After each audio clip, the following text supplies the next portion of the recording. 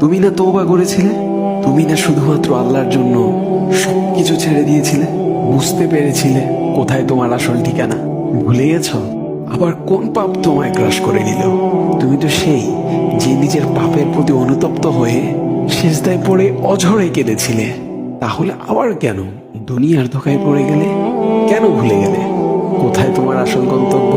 তুমি কি হার মেনে নিয়েছো নফসের কাছে? তুমি এত দুর্বল, ভুলে গেছো তুমি কার বান্দা? কে তোমার রব? তোমার রব তো সর্বশক্তিমান। সর্বশক্তিমানের বান্দা আবার কখনো দুর্বল হয় নাকি? মৃত্যু পর্যন্ত লড়ে যাও তুমি। শয়তানকে দেখিয়ে দাও তোমার ইমানের পাওয়ার। শয়তানের ধোকায় পড়ে অনেক পাপ করে ফেলেছো, তাই নিরাশ হয়ে গেছো তুমি, তাই না? তুমি কি জানো না তোমার রব কতটা মহান? তিনি তো তোমাকে ক্ষমা করার জন্য অপেক্ষা করছেন। তাই ফিরে আসো সেই রবের দুয়ারে, যার দুয়ার কখনো বন্ধ হয় না। ভিডিওটি ভালো লাগলে একটি শেয়ার করে দিবেন, হয়তোবা আপনার একটি শেয়ারও কারো হেদায়েতের উসিলা বনে যাবে।